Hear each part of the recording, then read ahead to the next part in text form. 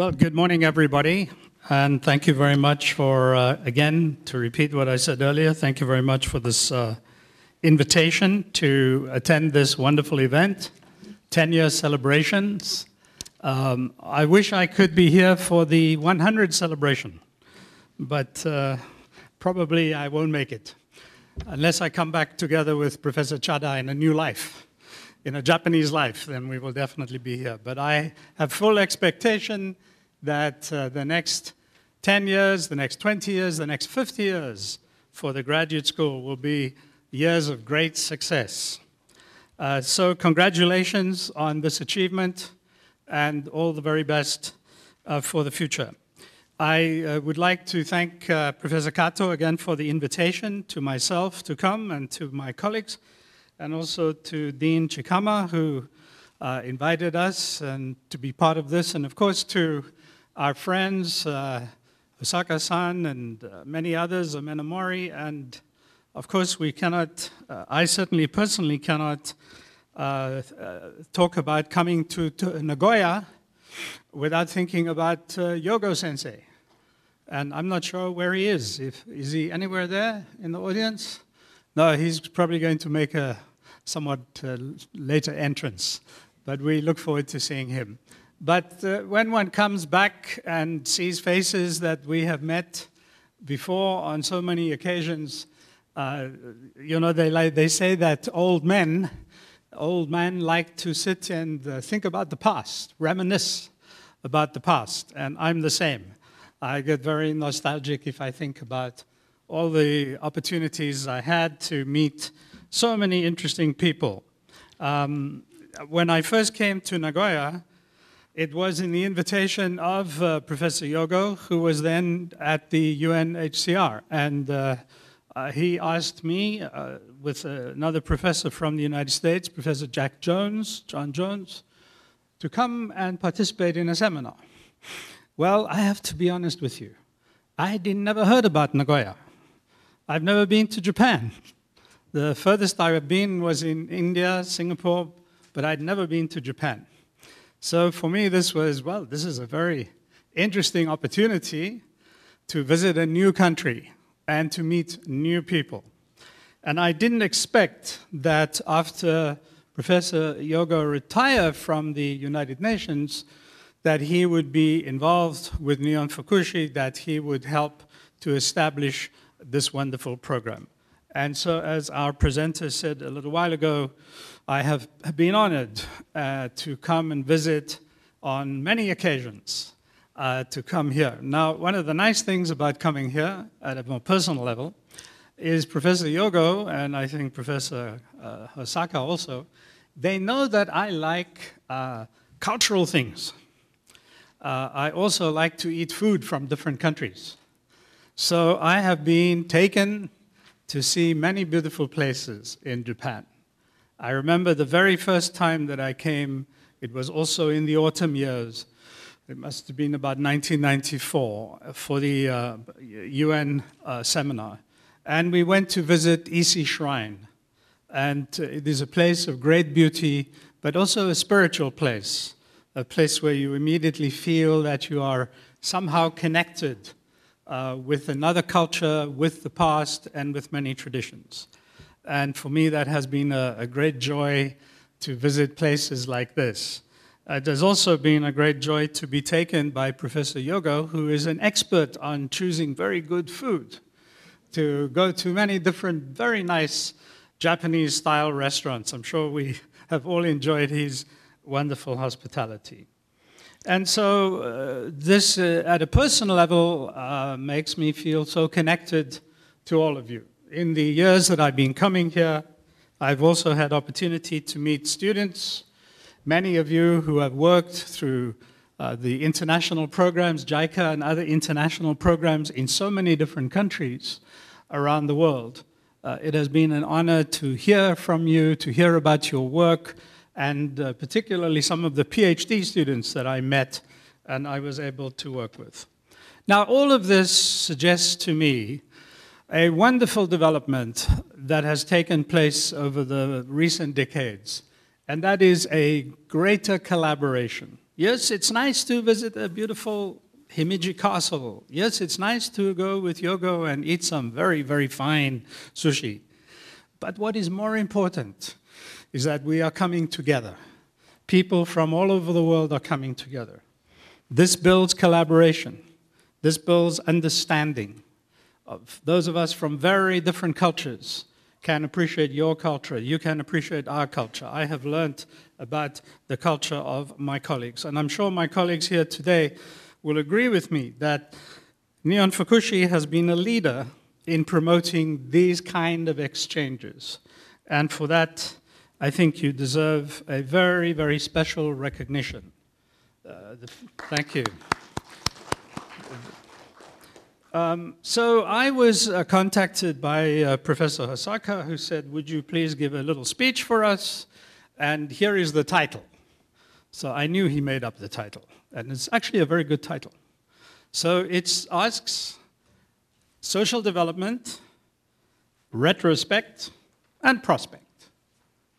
3 aspects: social development, retrospect, the past, and social development, prospect, the future. And so I thought about these 3 aspects and thought, well, this will be a good way to develop the theme for our discussion on so many different topics today. Because I think one of the things that you will agree is that it is comprehensive. The topic in the past and the topic in the future. You can't go much broader than that. So it gives us a good introduction. And what I would like to do is to speak at the beginning just a little bit about the concept of social development, the term social development. What does it mean? Secondly, I want to say something about a retrospective view. Well, of course, we can take a retrospective view for thousands of years, but we don't have thousands of hours to sit and talk about that. So what I thought I would do is I would take the last 10, 12 years that this school has been in existence, from the beginning of the new century to where we are today, and pick out maybe just a few themes, a few issues that I think in the area, in the field of social development, have been quite prominent in the academic literature and also in the practice field and in debates. And then I would like to talk a little bit about the future. Well, I think those of us working in the social sciences know that it's a very risky thing to try to predict the future. The future has a very strange way of doing whatever the future wants to do. So instead of me trying to predict the future, the prospect, I thought I would talk a little bit about some of the things we should do. We as professors, we as practitioners working in the field, we as people who are part of this international community engaged in the field of social development. What is that we should do? What is it that we should emphasize? What aspects should we focus on? Because we have the way, the possibility of influencing the future. So again, on the final aspects of the prospect, I would like to identify just 3 areas that I think we should be more focused for the future. So that's more or less what I'm going to talk about. Let me begin with the term social development. I said, let's talk about what is social development, how do we define social development, what do we mean by social development? Well, immediately we have a problem, because looking over the literature and studying this literature now for 20, 30 years, we don't have a simple single answer to what is social development. Some of our colleagues working in the natural sciences, in chemistry and physics, are appalled when I say we don't have a standard definition. I mean, they have a standard definition for everything: speed, weight, mass, acceleration. It's all defined very, very precisely. We don't have a standard definition. But we have a sense of what we are doing, what the field of social development is about. The problem is, unlike taking, let's say, a rock and weighing a rock on a very carefully calibrated scale, we are not working with tiny bits of matter or with little biological phenomena that can be easily examined. We're working with a very diffuse, a very complex human field, involving social relationships, involving culture, involving so many different things. So perhaps it's not surprising that we don't have one standard definition of social development. The problem comes to some extent, and I will come back to this again in my later comments, that we have many different conceptual frameworks that have been invoked in our field, theoretical perspectives that look at social development from different eyes, from different lenses. And the way these scholars, and there are some of them who are very great scholars, who have received the Nobel Prize, who are very recognized as great leaders in the field, they have unfortunately come up with different perspectives. Originally, when the word social development first emerged after World War II in the 1940s and 1950s, and I have been very interested to trace back the history of social development and the use of the word, and have, in some of the histories that I have written up, discussed the role of the British colonial officials, the old imperial officials, in inventing this word social development as a parallel to economic development. And there were conferences in London. There was a big conference in Cambridge, in England, where many of the colonial officials working in Africa and Asian countries came to talk about, yes, we know what economic development is. Economic development is about improving industrial output. It is about improving agricultural output. It is improving trade. What is social development? And they argued that the two should go together. There should be, of course, economic development, but there should also be social development. And the first conceptual approach that emerged in those years, in the 1950s, was largely concerned with social development as community development. The first approach defined social development as a people-centered, locally driven set of activities. And if one looks back at the old records, the University of London provided training for community development workers. One can find they were involved in literacy projects, in small-scale agricultural animal husbandry projects, in building community centers and schools, all driven by the local community, working with the local leadership. And that approach in the 1950s emerged and was widely accepted. The UN, in fact, in the 1950s advocated very strongly that all countries should create community development programs that would reach to the people and provide them the opportunity to participate fully in development.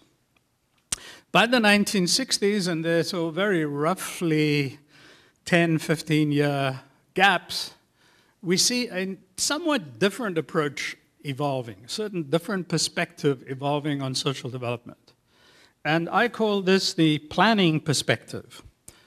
One of the leading figures in promoting this idea of social development, this interpretation of social development, was Professor Gunnar Myrdal. Professor Gunnar Myrdal of the University of Stockholm in Sweden, worked very closely with the United Nations. And in fact, I have some documentation way back to 1968 when the UN passed several resolutions. The General Assembly adopted several resolutions on what Myrdal called social planning, unified socioeconomic development planning. And it was actually personally very interesting for me because I was a young lecturer at the London School of Economics at the time, and my professor, the head of my department, came and said, I want you to help start a new program, a new course here at LSE. And I said, yes, sir, of course. What must I do? And he said, well, Myrdal has this idea about social planning for developing countries. And I went, I didn't know who was Myrdal. Number two, I didn't know what is social planning. But when the boss gives an order, you know. So we went ahead, and in 1972, we founded the first program, in many respects similar to your program, called Social Policy and Planning for Developing Countries.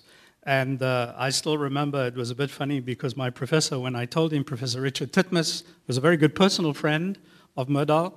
When I told him, sir, I don't know much about this, he said, oh, never mind. He said, you are from Africa. I grew up in South Africa, so that's why you're from Africa, at least, you know. I didn't think that was a good justification for taking on this job. But we were able from the beginning, and we received documentation from Myrdal. The British government provided training fellowships. We brought quite a number of students. The first year, we had only, I think, 11 students. There were actually 3 IAS officers from India, all working in the social areas. And the model that Myrdal had given us was a centralized government statist planning model. Very different from the community development model that had been emerged before. And so in my own writing in that time, you'll see that we used the sort of British model of the government providing services, providing planning, nationalizing industry.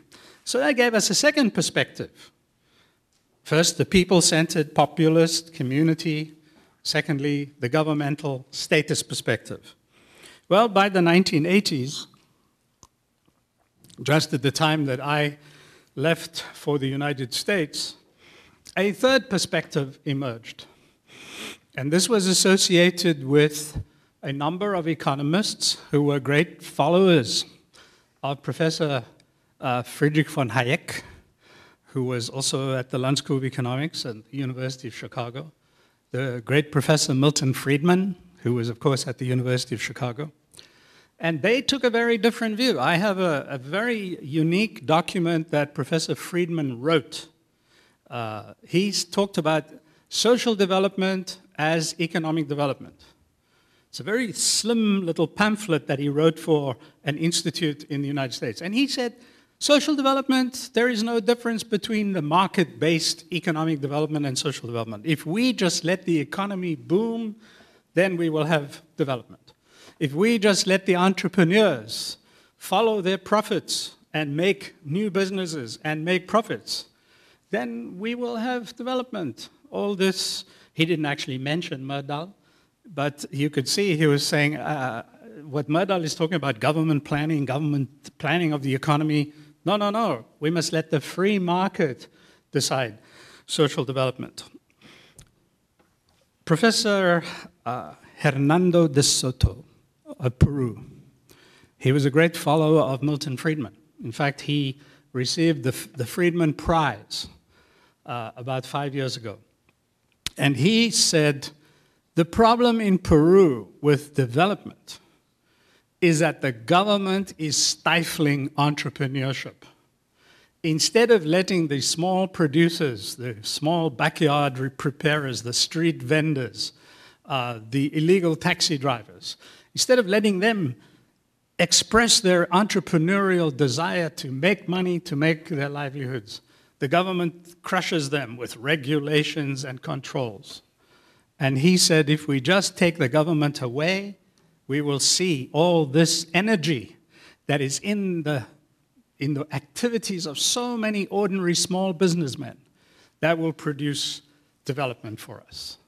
And these are very interesting ideas, very different from Myrdal, very different from the community ideas. Well, since then, the World Bank has become a major champion of what it calls market-friendly development. The World Bank's index of business-friendly governments and how governments allow businesses to invest and make profits and reduce regulations on them. This is a very powerful idea in development. And in more recent times, we have seen this idea being taken further, particularly by Professor Prahalad of the University of Michigan, sadly passed away 2-3 years ago. But Professor Prahalad's book called The Bottom of the Pyramid, The Fortune to be Made at the Bottom of the Pyramid, has been very, very successful. It's sold hundreds of thousands of copies. Professor Prahalad says, what we must do, we must look at the poor, the poorest people living in the villages, the landless laborers. We must look at the shanty town dwellers as consumers. And he's actually told the big companies, get your products into the hands of these people. Use franchising. Get women in the shanty towns to go and sell cosmetics, to sell toothpaste, to sell little bars of soap. You will make a lot of money. But also, you will spread capitalism to the grassroots. And instead of these people being marginalized, they will now be integrated into the market system and become part of a global market system. And this is the solution to poverty. Well, many of us in the social development field are very skeptical about this particular theory, but it has been very appealing as we have seen the spread of more, shall we say, market-based ideas in social development, particularly microenterprise and microfinance, which I will come back to again.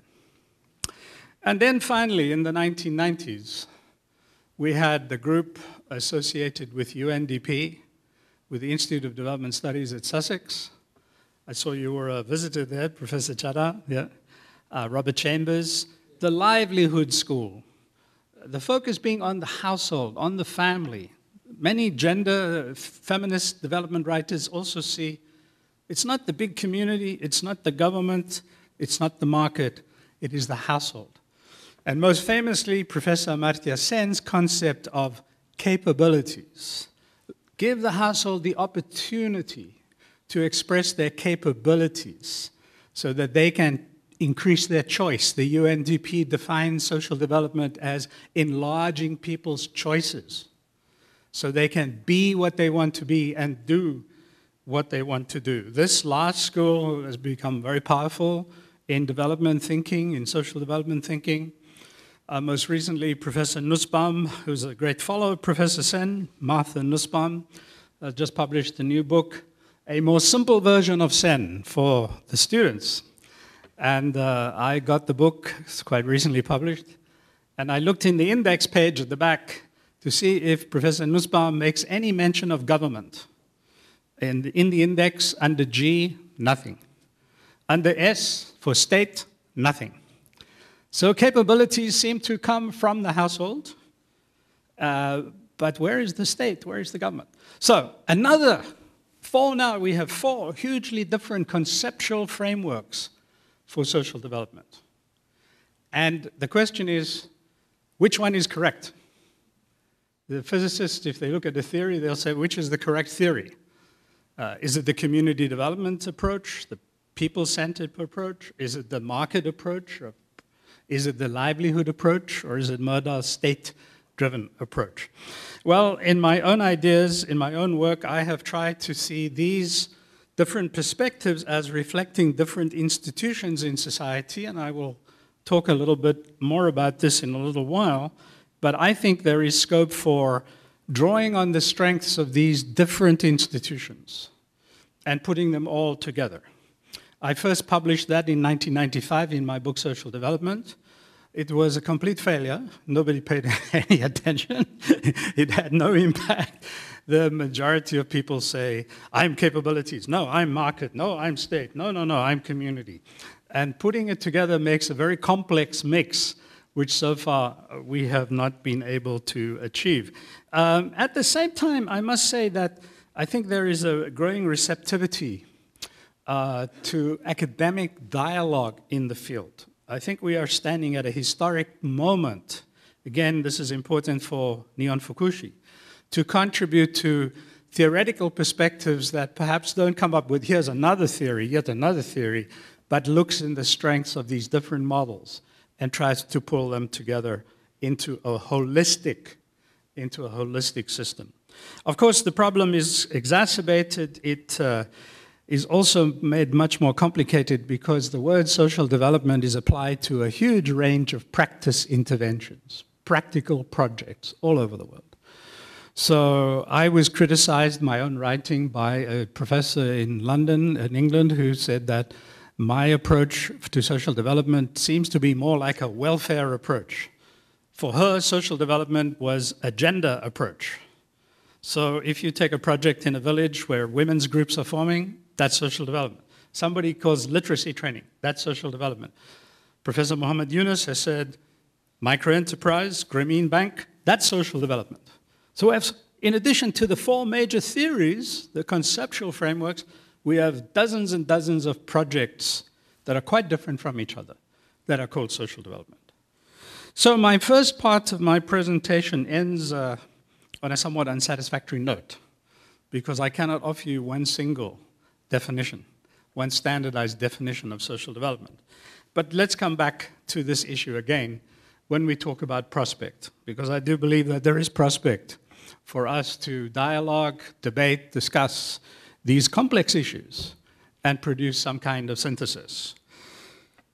Let me turn now to a brief retrospect of social development. And as I said before, we could talk over the last 100 years, we could certainly talk over the last 60 years, half century or so, since the word social development was first popularized, first came into current usage. But I think I would, with your permission, focus on the years since the turn of the new century. And just because the topic is so huge, just identify what I think are three areas of innovation in social development that deserve some attention. These, of course, have their roots much further back than the year 2000, but it has been during the first decade of this century that they have come to the fore, that they have attracted so much attention. And the three that I choose are just illustrative. I think when we have the panel discussion, our other colleagues will be talking about some other approaches, so this is not exclusive. I just want to illustrate by pulling out three examples. The three areas that I personally think have had huge attention in social development in the last 10, 12 years are firstly microenterprise and microfinance, secondly the Millennium Development Goals, and thirdly a reinvigorated community-based approach to social development, which goes beyond the original 1950s community development, national community development run by governments.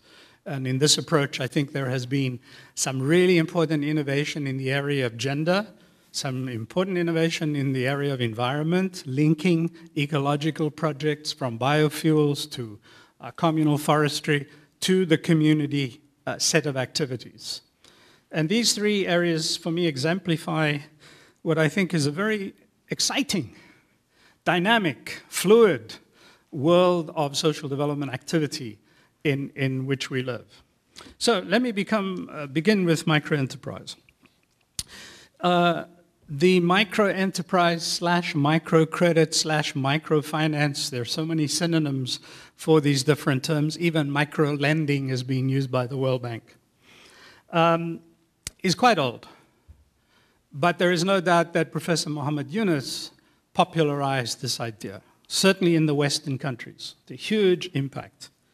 I remember when I first visited the Philippines in the late 1970s, we could see projects run by the Philippine government, agricultural, smallholding, lending projects, and the self-employment assistance program that the Ministry of Social Development, or what was it called, Development and Welfare, was it? I can't remember the exact name of the ministry. But they had started a small microenterprise program for mostly women who used to apply for cash assistance from the government. So it wasn't new. But Professor Yunus did two things. He invented the concept of peer lending. So you don't lend money to one person, you lend money to a group. And this peer lending model has attracted a lot of international attention. Secondly, he made a claim that microenterprise, getting a group, and by the way, nearly all the groups that he has worked with are women's groups. And this is true in many other countries with microenterprise, microfinance. Very much a gendered approach to social development. But he made the claim that microenterprise, through women borrowing money, launching small businesses, is the solution to the poverty problem. We can bring poverty down in this way. And in fact, he, on several occasions, he's, of course, something of a celebrity in the West. He's quite often on television. I have taken from the television some interviews with him. They're very interesting. He has even claimed that the decline of poverty in Bangladesh, and there has been a decline in poverty, absolute $1 a day decline. Professor Yunus says this is because of Grameen. We did it. Now, this, of course, is contestable, but it resonated with many, many people. So the President of the United States, Mr. Bill Clinton, and his wife, Mrs. Hillary Clinton, were very excited about this idea. They invited Professor Yunus to the White House. And believe me, not everybody gets an invitation to go to the White House. They hosted a big event for him, the first Microcredit Summit, 1997, and the newspapers, the television, all talked about this. In the year 2004, the United Nations strongly began to support these activities. 2004 was the year of microcredit. And 2006, we may remember that Professor Yunus and the bank received the Nobel Peace Prize, which was an enormous achievement for him and also, I think, for those of us working in the area of social development and poverty reduction. The problem was that the micro-enterprise approach became, I don't know if you know the American word, hyped. So popularized and exaggerated that the idea that this now we have found the magic solution to the problem of poverty was widely accepted. Claims that were made. I remember telling my students, I'm sorry, I don't believe this. Professor Yunus said, well, 98% of all the peer groups that we lend to, they pay back. And I just don't believe this. It's not plausible. Huh? Turns out I was right. Wasn't plausible. Unfortunately, in the hype, in the packaging, media packaging of the work of the Grameen Bank, a lot of distortions took place. It was not widely reported that the Grameen Bank had experienced severe financial difficulties, despite being supported hugely by international donors who liked the Grameen model very much. As a result of severe floods in Bangladesh, many of the peer groups were dispersed. Many were not able to repay their loans. The bank ran into financial difficulty. The bank had to borrow money from the government. And the end result was that Professor Yunus announced that they would now no longer continue the peer lending model. It would be abandoned. And instead, they would lend money individually to poor people, provided they opened a savings account with the bank. The other interesting aspect of this change that happened was that there was a delinking now between microfinance and microenterprise. Previously, a peer lending group received a loan to start a business, either cooperatively but mostly individually. Now you could borrow for you want to fix your roof of your house, or you want to buy a little pump for your agricultural activities, that was okay. So the delinking of microenterprise and microfinance radically changed the model. In fact, some critical research that was undertaken in Bangladesh suggested that that was happening anyway, that some of the peer groups were lending money, but they were not using it to start a business. And one of the sad things, particularly a researcher now at the University of Chicago that I talked to who did research and is finishing his research on Grameen, that Grameen continued to lend even if somebody defaulted. So you pay back your loan by taking out another loan. Well, you know, this is what happened in the United States of America in 2007. You can't afford to pay your mortgage, take out another loan. And then if you can't afford that, get another loan. What happens in the end? Poof, the bubble bursts, and we have a crisis. The recession that hit the United States, that Europe is, and we're still suffering from it, that Europe is suffering from it, was built on this financial speculation. And I fear, and there's been very little in the literature, that we may see the same phenomenon with microfinance. One final turn was the fact that microfinance, microcredit organizations were almost exclusively non-NGOs, non-governmental organizations. Now, governments had lent, I mean, some of the banks, the Bank of India, the Rural Bank, the Bank of China had lent, Bank Raya in Indonesia had lent, but it was hugely an NGO-driven activity. In Bolivia, a microfinance organization called Banco Sol, Bank of the Sun, sold out. They were an NGO, but they sold out to a commercial bank. The commercial bank paid the board of directors quite a healthy sum of money, and the executive director and the senior staff all received that money. So now Banco Sol is owned by another bank, which sold it to another bank, and they sold the whole portfolio of lending. And this has now proceeded on a very rapid scale. The privatization, the commercialization of microfinance. Compartamos in Mexico, which was founded by a religious organization, is now owned by Mr. Carlos Sim, who's one of the richest multi-billionaires in the world.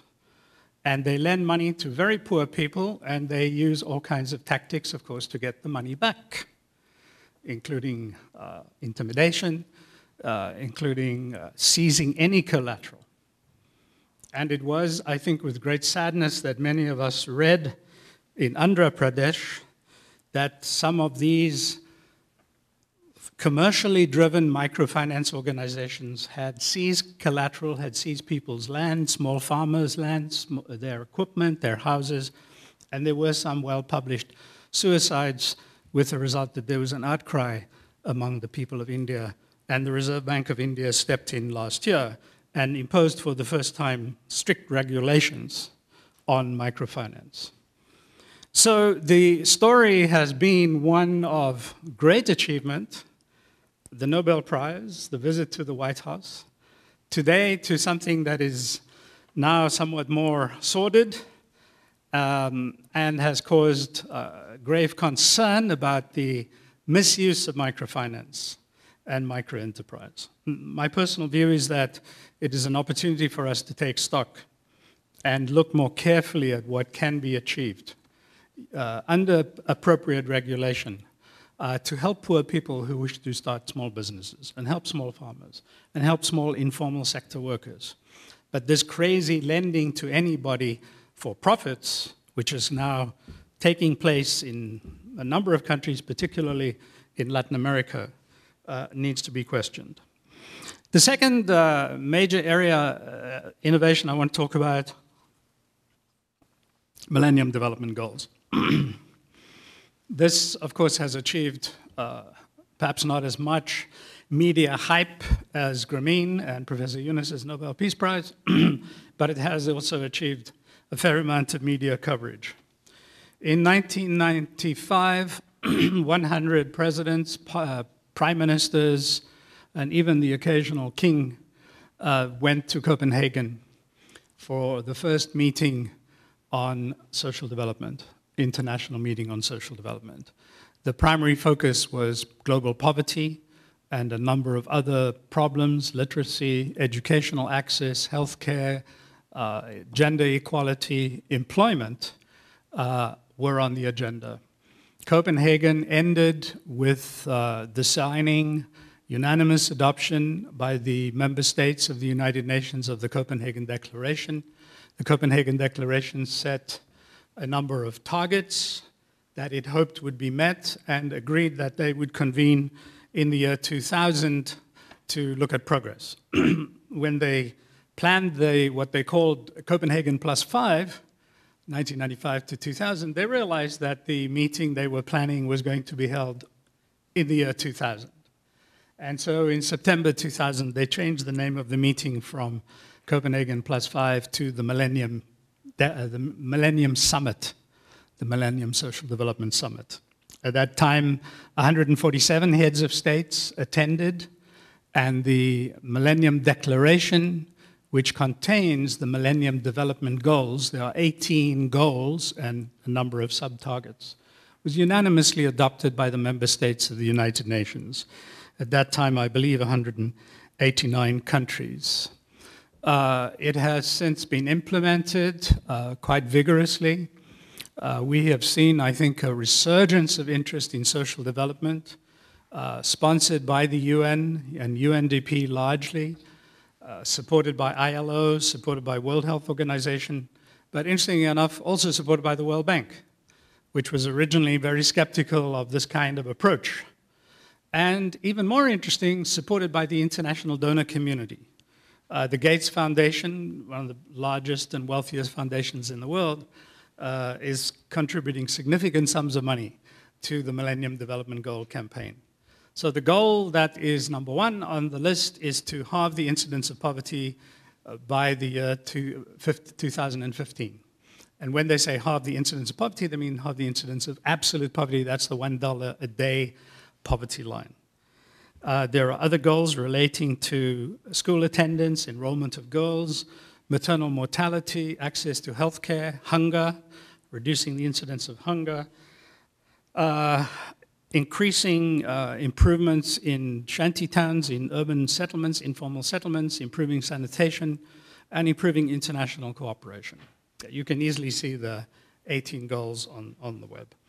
When the UN met in the year 2000 to review progress, it was quite optimistic. The Secretary General, Ban Ki-moon, gave a report in which he was quite optimistic that considerable progress had been made by the governments of the world in furthering the Millennium Development Goals. Poverty rates had fallen quite significantly, largely as a result of declining poverty in China, but also falling poverty in other parts of the world, in India, to Brazil, to lesser extent, even in some parts of Africa.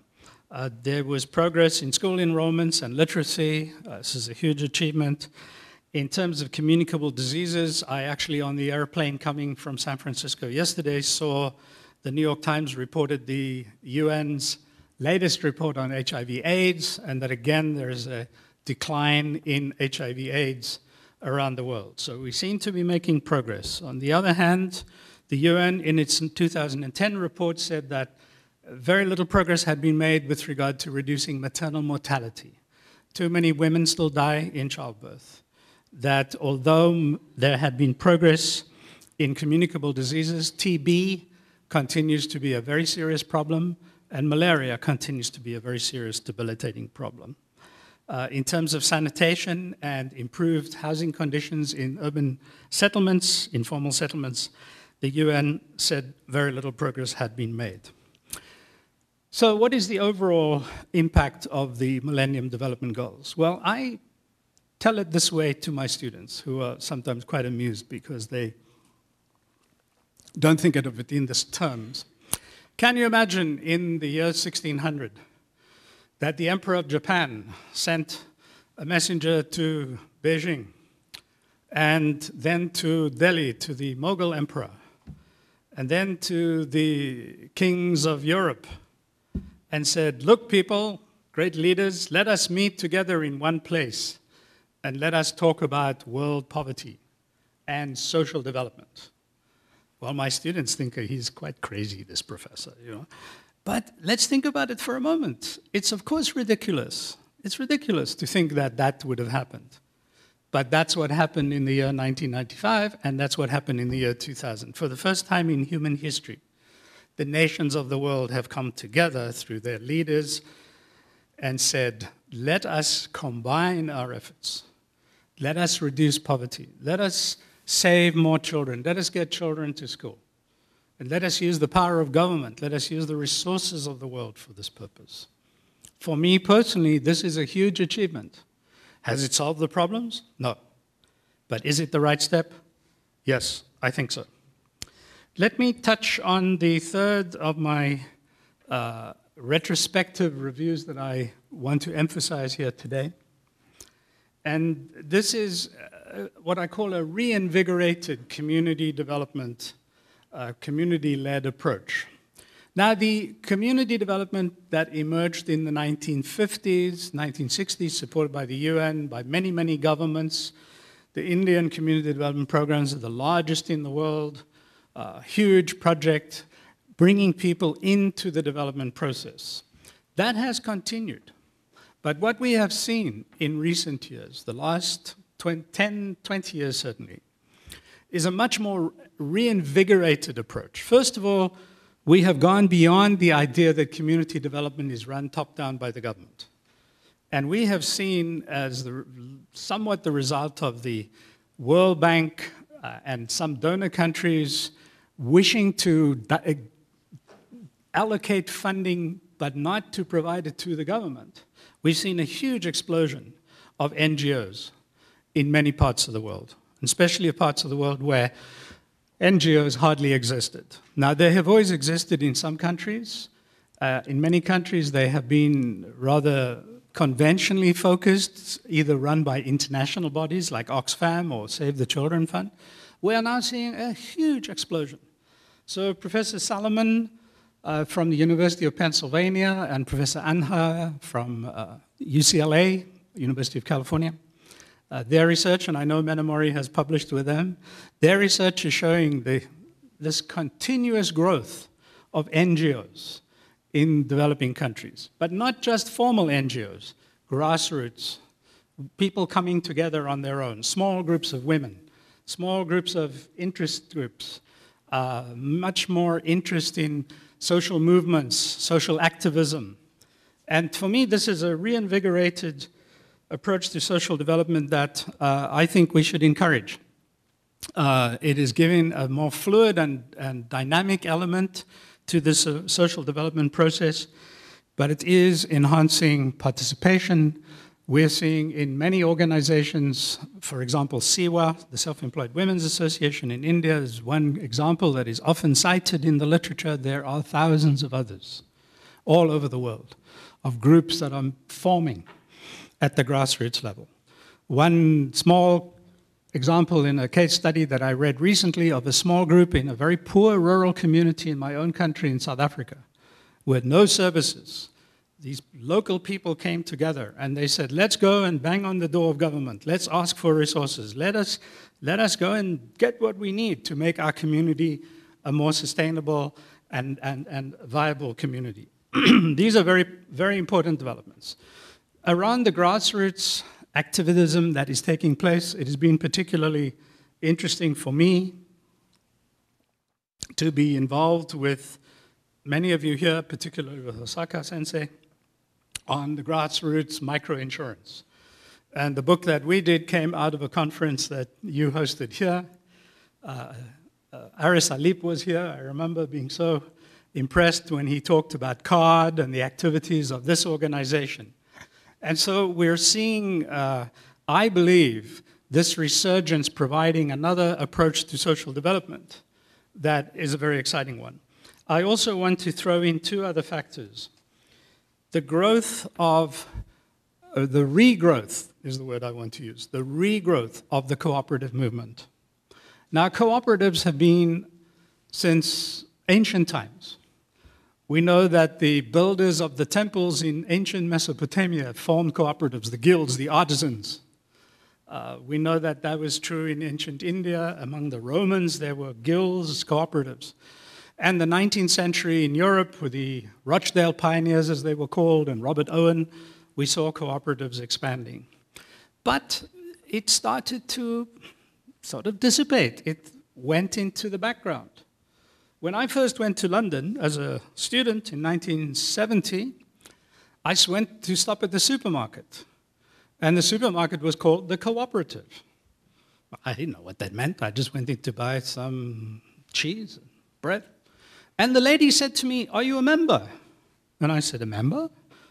She said, "Yes, this is a cooperative." And I said, "What's a cooperative?" So she gave me a little book. And she said, "If you buy here today, I will put a stamp there, and then you become a member." Well, I thought that was wonderful. I never heard about that before. You know, after some years, that cooperative closed down. Then other cooperatives closed down. And there has been a sort of falling away of the cooperative movement, as we have been told that the only kind of activity that's worthwhile is for profit. It is on the business model. 2 years ago, I was shopping in London, and you can't believe I saw cooperative. I went in immediately. I told my wife, I'm shopping there now, and I bought some fruits and apples and things, and joined up again with a cooperative. And there has been now, in the last year, I would say, several books that have come out in the United States and Europe talking about the resurgence of cooperatives and the importance of building on cooperatives. And I like to read two newspapers when I fly in the airplane, the New York Times from San Francisco, but also the Financial Times, so I can see what the business community is saying. Well, I was telling Hosaka last night, the Financial Times has a whole section on cooperatives. And the Financial Times is saying, actually, the business world likes cooperatives, especially with commodity trading. Fair trade, if you're buying coffee, or you're buying tea, or you're buying cotton, it's better, said the Financial Times, to buy from a cooperative than to go to the local auction, because you can get better quality control. You're also having social responsible business. Well, I thought maybe there's hope for a resurgence of cooperatives. One of the books that I saw in the United States came out just this year by a professor called Marjorie Kelly, talked about many people now are sick and tired of hearing that capitalism will solve all our problems. That if Wall Street makes lots of money, we will all be very wealthy. They don't believe that story anymore. And that there is in the United States now a growing interest in different kinds of economic models, certainly a model based on cooperative enterprise. I think this is a good sign for the future. Part of the resurgence of community participation, I think, affects the ownership of the commons. It has been in the market, among the free market school, an article of faith that if there are commonly held lands, commonly held forests, commonly held fish, rivers, the people will destroy it. You must privatize. You give it to a private company, they will look after it very well. Well, this, I'm not sure if you're familiar with a very famous article that was published by Professor Gerard Hardin called The Tragedy of the Commons. Professor Hardin said, commons is a wonderful idea. You know, we all share and own together, but it doesn't work. If you let the farmers control it, they will just destroy it. Well, I was very, very impressed, and this is another reason why I talk about the last 10 years, that an obscure professor at the University of Indiana in the United States, by the name of Eleanor Ostrom, she had done research on communally owned village-owned ponds, rivers, forests, and other natural resources. And she directly refuted Hardin's argument.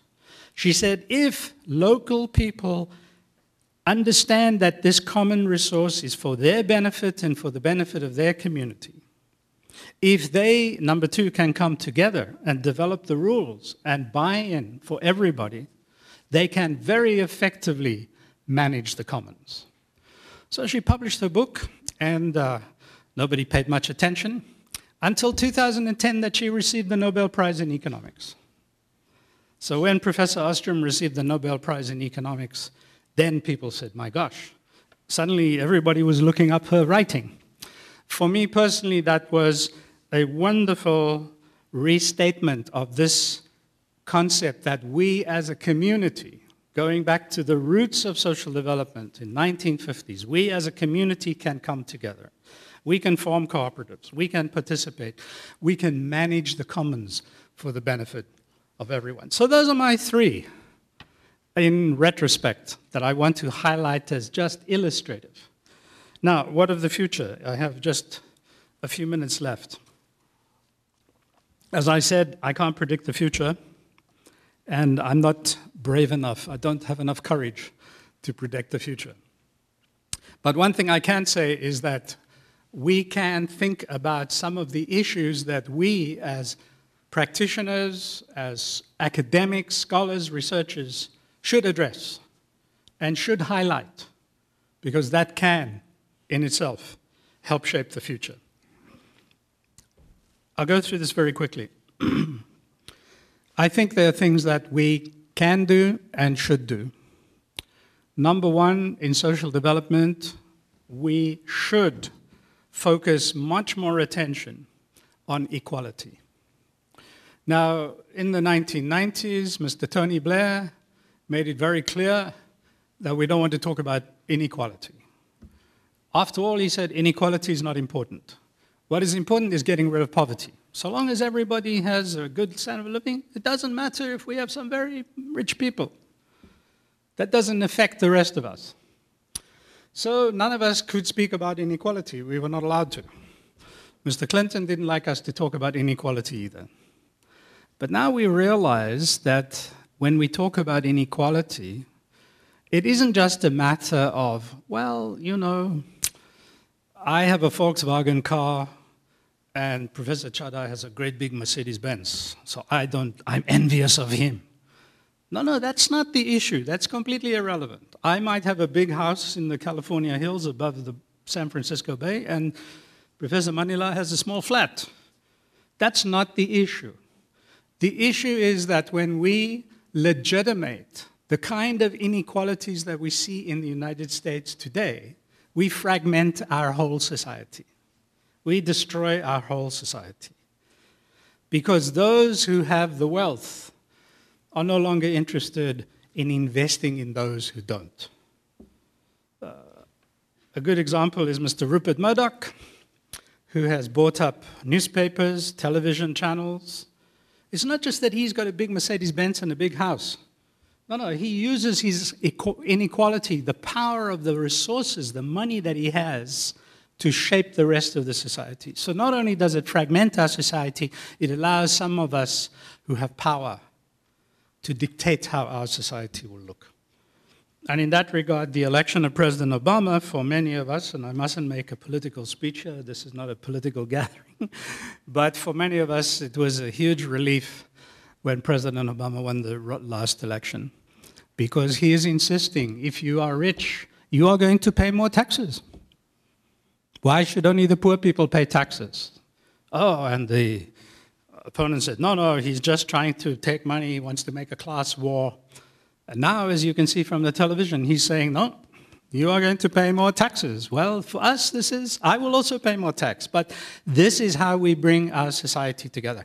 We can quickly go beyond income and wealth inequalities, which in the United States have now reached levels that are even greater than they were at the end of the 1890s, the time of the so-called Gilded Age in America. It's very interesting to me, and I just want to mention this, that professors like Stiglitz, Joseph Stiglitz, who received the Nobel Prize in Economics, has now recently published a book on exactly what I'm saying, that the inequalities we have in the United States will destroy our country. What is very interesting is that a very traditional voice of the political right, a gentleman called Professor Charles Murray, who has long attacked government welfare. His book is called Coming Apart. I actually saw it in the bookshop at the airport yesterday, in paperback, so it's obviously people are buying it. He is saying exactly the same thing as Professor Stiglitz. He said, yes, I'm from the political right, but I believe in a society in which we all belong together. And these inequalities are now, we are coming apart. It has got so bad. So I think that we in social development need to say, it isn't just as the MDG says, raise the poverty level to the one day, then we're happy. No, we need to address these huge inequalities. And inequalities not only in income and wealth, inequalities in opportunity for young people, for women, for people with disabilities, for people from different ethnic and religious communities, so that we all create this solidaristic society. So reducing inequality is something I think we should do. Increasing inclusion, increasing participation should be high on our agenda. The second thing I think we should do is we should pay more attention, and the MDGs doesn't say anything about this. We should pay more attention to violence and conflict. We have always lived in a world of violence and a world of conflict, but we have not made this a priority in social development. When President Bush of the United States said we are invading Iraq to get rid of Saddam Hussein and the weapons that he has, but our main purpose is to build a new society, to bring democracy to the people of Iraq. Very few of us believed him, and around the world there were huge demonstrations against this act of imperial aggression. We are still there today, although President Obama had brought troops home. 200 to 300,000 innocent Iraqi civilians have died because of our aggressive and violation of international law. But in social development, nothing was said. We can't avoid this. The killing of civilians today in Syria, the bombardment of innocent people in Gaza who are trying to live their lives, the deaths of children, the killing in the Congo, the rape of women, ongoing violence. Now, I very much respect and admire the United Nations for trying to bring stability to reduce violence. But I think this is a topic that should be higher up on our agenda in the next 10 years in social development. I've done literature surveys. You find 1 or 2 articles here, maybe there, talking about peace and social development. We cannot have social development if we do not have peace. You cannot, like President Bush said, we will bring social development and economic development to the people of Iraq when we are bombing them and killing them. That's a complete contradiction, in my view. So thirdly, and let me just, I just saw a note that we also need to address these neo-colonial activities. President Nkrumah, way back in the 1960s, talked about neo-colonialism. Well, we have not ended colonialism. We are still settling people in other people's lands, in the West Bank, settlers going in there. We see in Australia and in the United States encroachment on the lands of native people, indigenous people. The plight of the American Indians, to me, is one of the saddest things that is the stain on the history of our great country. And that's not talked about in social development. Tibet, this will not just disappear. The continuous settlement of people in the lands of Tibet is a huge problem, which certainly the Western countries don't want to talk about. I think we in social development must address these issues. Finally, in my last few minutes, you've been a very good audience listening to me, if I may say so, for so long. I want to say a little bit about social development. We as an academic and as a practice community need to come back to some of these issues that I touched at the beginning. We need to redouble our efforts. We need to make a much greater effort to develop theory and research in our field. We are an academic community. That is what we are asked to do. We need to collaborate so that we can find a common ground so that when we have a conference, you won't have a professor from Berkeley coming and saying, well, we don't have any definition. We got 4 definitions or maybe 5. We will have one definition that we can agree on. And again, I'm looking for the compromise, looking for the bringing together of very different perspectives around one common goal, and that is to improve the well-being of the people of the world. Secondly, I think we need to do more in research. Every project that is funded by an international donor has an evaluation component. But we know that much of this isn't carried out properly, or there isn't data, or the research design is inadequate. We need to put more effort in social development, in doing systematic research, so we are not dependent on, that sounds like a good idea, but in fact, we have tested it out.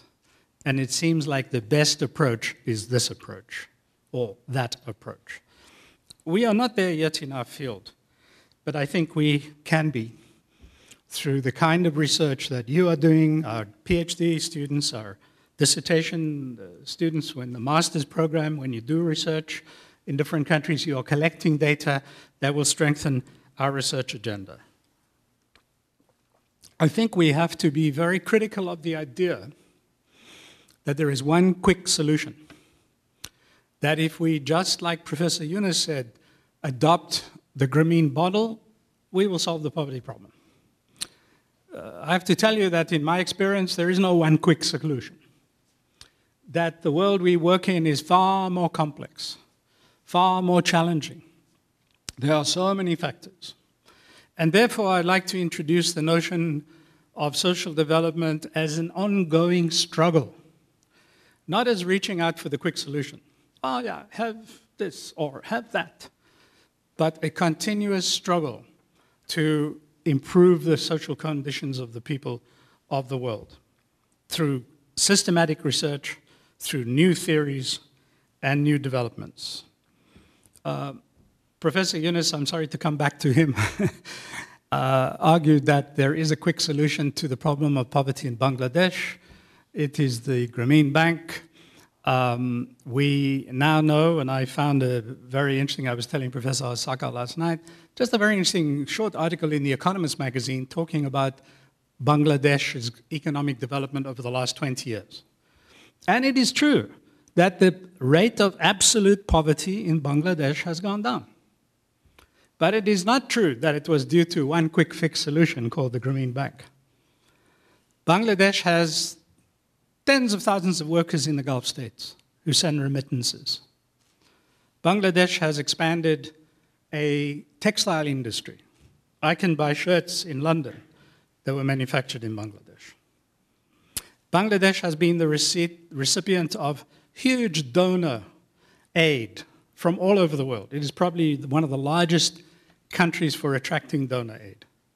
And yes, Bangladesh has made enormous strides through microfinance and microenterprise. But it isn't just one of these. All of these come together in a very complex mix. Our job as academics is to find out in that mix which is the best, which is the most effective, what is the advantages of this approach, what is the disadvantages of this approach. And so coming back to the idea of our research and our scholarship as an ongoing process of struggle. In conclusion, the future growth of social development as an academic field and as a practice field will depend on goodwill, will depend on us working together. It will depend on us setting aside our prejudices and our predefined beliefs and listening to each other and learning from each other. And it is by coming here to Nagoya on so many times in the past that I have listened and heard and learnt so much from our colleagues, professors from other countries, but from our students, from our PhDs, from the professors at Nihon Fukushi Graduate School who have taught me so much. And I do congratulate the school on creating this forum for the exchange of ideas, for the sharing of views, for the sharing of research findings. And I do congratulate the school again on its marvelous achievements of 10 years of work, wonderful work, in the field of social development. Thank you very much.